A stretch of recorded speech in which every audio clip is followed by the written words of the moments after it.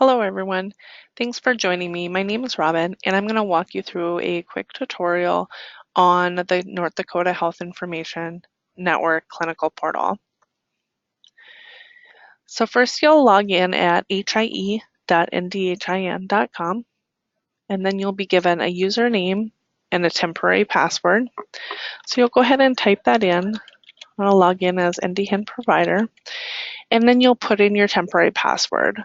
Once you hit login, it'll say that your password's expired on the very first time you log in, and you'll need to go ahead and change your password. Keep in mind you'll need at least 8 characters, uppercase, lowercase, and a number. And you may need a character if the system does not feel that your password is strong enough. Okay, so I'll go ahead and log in.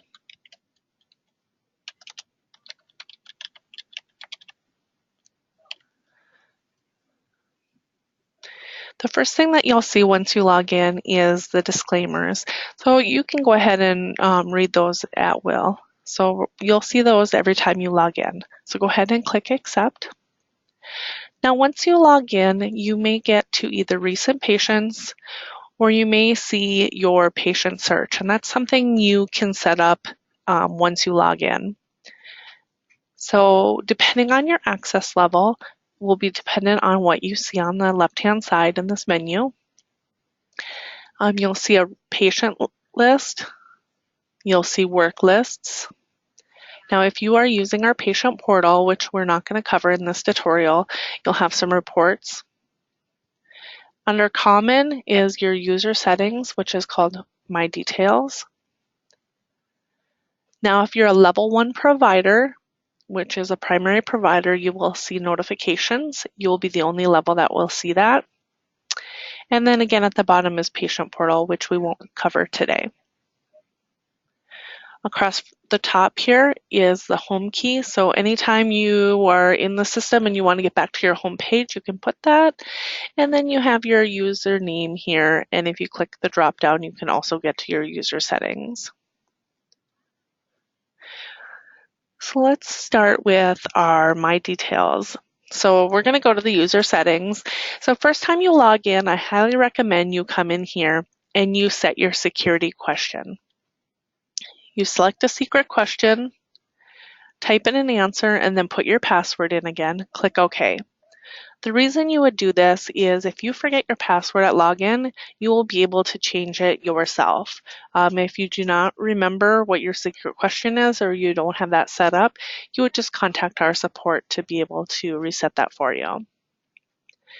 Inactivity logout period is set for 30 by the NDHIN standards. You can change it to less if you would like. You just will not be able to exceed 30 minutes. The other thing that I'm going to show you here is this start screen. This is what determines what you're going to see at login. So if it is blank, that means every time you log in, you're going to see all your recent patients and your work lists. Now, if you want to see something different when you first log in, whether it be your Communicate account, which does not show on here in our train environment, you can select that, or if you wanted to go directly into patient search, you can select that and then click Update Preferences. I'm going to leave our settings. So anytime you make changes, you want to click Update Preferences.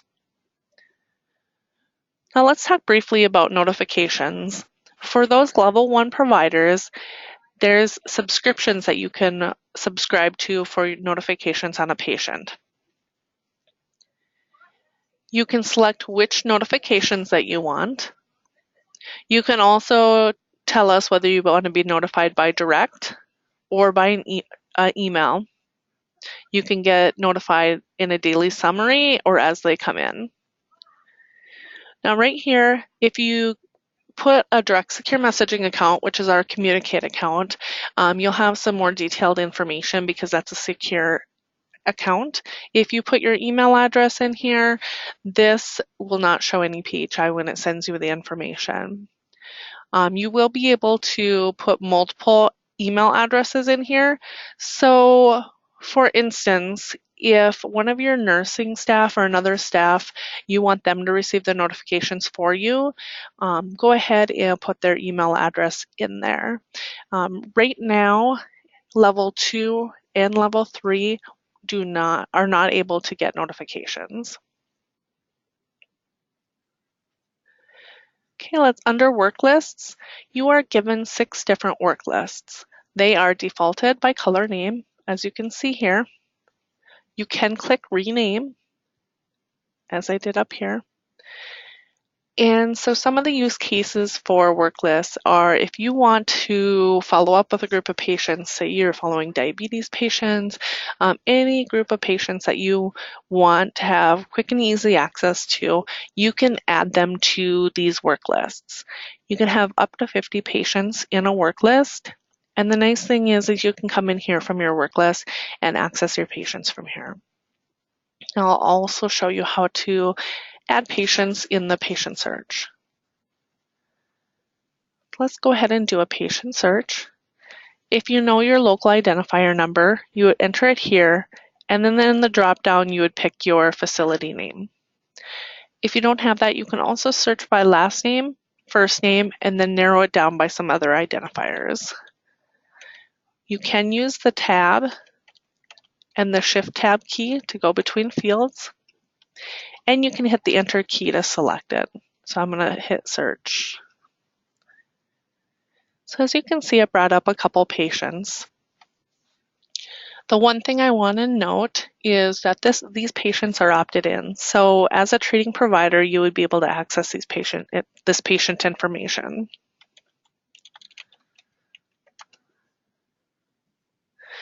Now, as you can see, this patient here, it shows that it's opted out. You will see a local identifier number. So this OHCP, this could be Trinity Health, Sanford. It will give you an identifier number of where that patient has been before, so if you need to do any records request. No other information will be shown.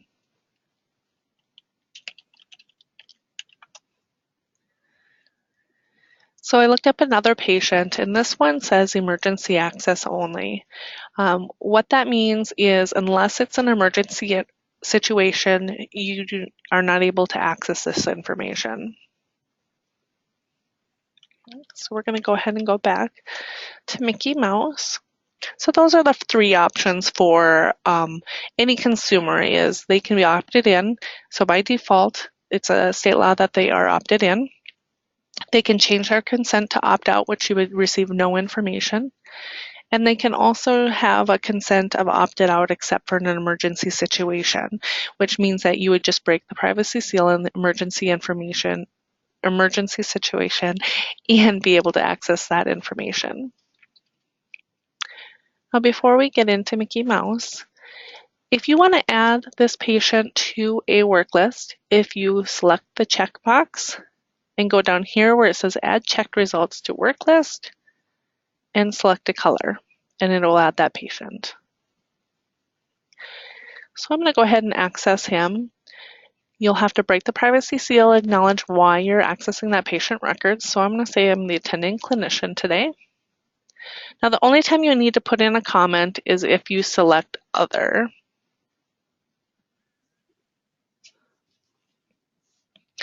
So now we're in that patient records. So these are those identifier numbers again, which are here and down here. And this is basically telling you the different facilities that this patient's been at. The plus sign at the top means you can add them to a work list. And you have your name, age, and whether they're male or female. Anytime you want to exit out of this document, there's an X. And then if you push on these context keys, what this does is it brings up that search list again.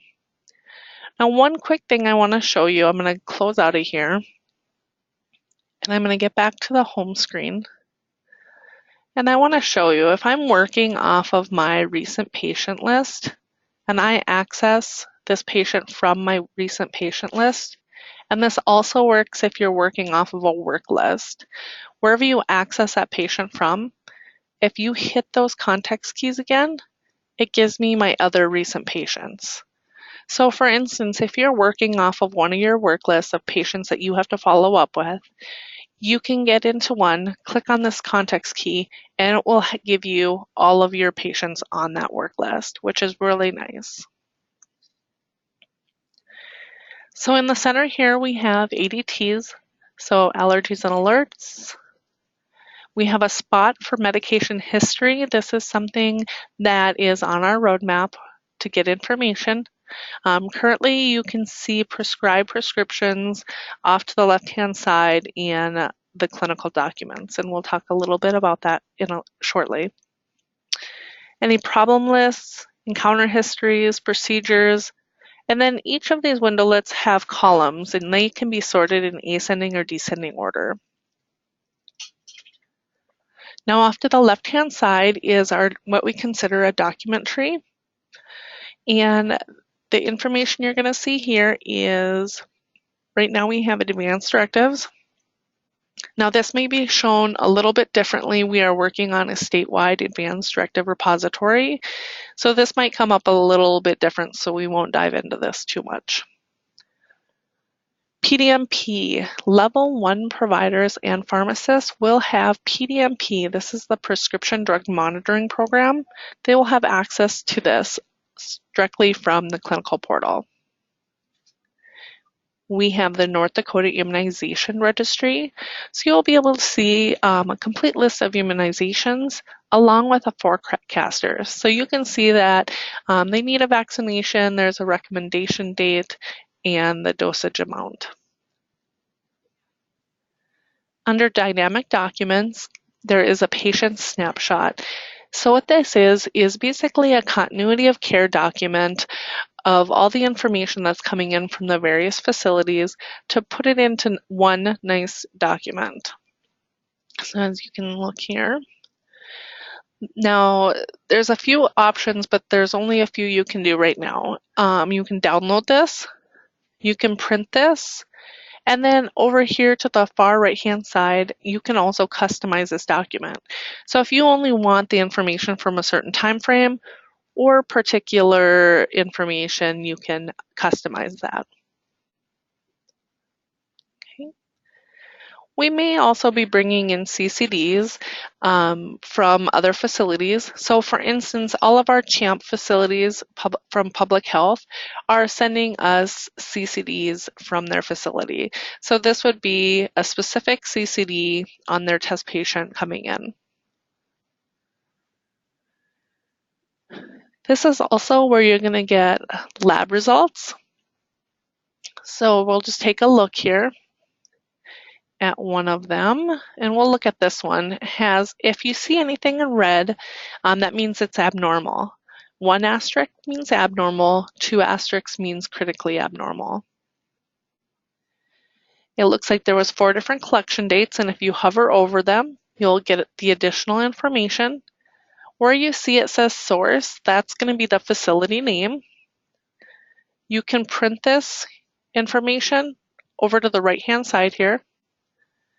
You can also drill down on a particular collection date, and then over in the right-hand corner again, you can print.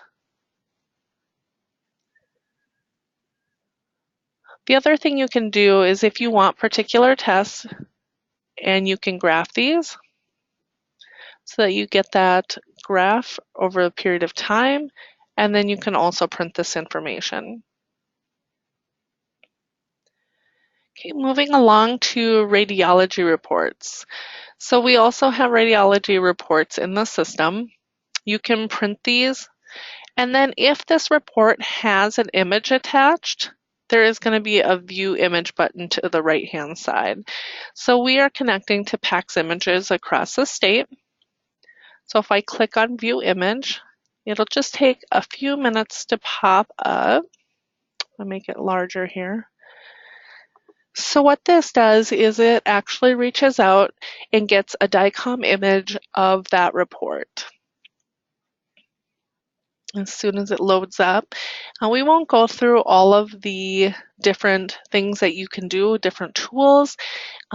If you're familiar with PAC system, a lot of it's the same. The one thing I do want to show you is there is a share screen session right here that you can share a screen with another provider that is offsite. So once this is engaged, you can go ahead and have a conversation over this slide. Okay. Now, while we're talking about those radiology reports, if you're looking for a specific one, find that report and click on that view image. But if you're looking for all images associated with that patient, there is an imaging tab towards the top. If you select this, it will bring up all the different studies on this patient. It just happens to be our test patient here, just has the one, but click check box and then click view studies, and that will download that image. And the other thing you're going to see on that patient summary under the document tree are clinical documents. So this patient has an encounter summary. So I'm going to go ahead and click on this, and you will see the information. Now this is where you're going to look for any prescribed medications and other information from those encounters that the patient has. So next, let's click on the timeline tab, and this does just that. It gives an overview of the timeline on the patient. And as you can see, there's a lot of different encounters, and they're kind of over each other. So I'm going to go ahead and take my mouse and highlight, click, highlight, and then let it go. And what it does is it expands that selection. So under the patient summary, if we're looking for a particular test, I can hover over it until I find that test that I want. You can see who the doctor is, what type of test, and then you can open the document from here. Okay. Now the external record tab, this allows you to query across state lines. And this is available to pharmacists, providers, medical doctors, and nurses. So you will be able to query across state lines. Now keep in mind that the only places that you'll be able to query are the other facilities that are associated with this Sequoia project. So if you're looking just to see who is a part of that, if you click specific and click add, in the production environment, it will give a huge list of available locations. Okay. If you just want to search one location, you can do so by clicking it. Now I'm going to go ahead and do a search for all. The one thing I highly recommend is to put a social security number on this patient in this search. The Indian does not save it, nor do we ever populate a social security number. But if you do not pull back any results and you do not have a social security number in there, that does not mean that there is no results. This will only pull back an exact match. So if there's multiple matches, it'll still come back as 0. So as we click search, it reaches out to those facilities, and then once it pulls back, it'll say view external documents. Click here, and it has a continuity of care document from Alaska. Okay. Front desk patient summary tab. Now this is the information that level 4 front desk staff are going to be able to see. They're going to be able to see those identifiers. They're going to be able to see which facilities that the patient has records coming in, and then they're also going to be able to see their emergency contact and primary care provider. And the last tab that we are going to cover today is the laboratory results flow sheet. You can print this sheet. You can hover over the test results to get additional information. And then you can also graph these tests by checking the test that you want and clicking graph. And then you can print this. So that concludes our tutorial today. If you have any questions, feel free to email ndhin.at.nd.gov or call us at 701-328-1983. Thank you.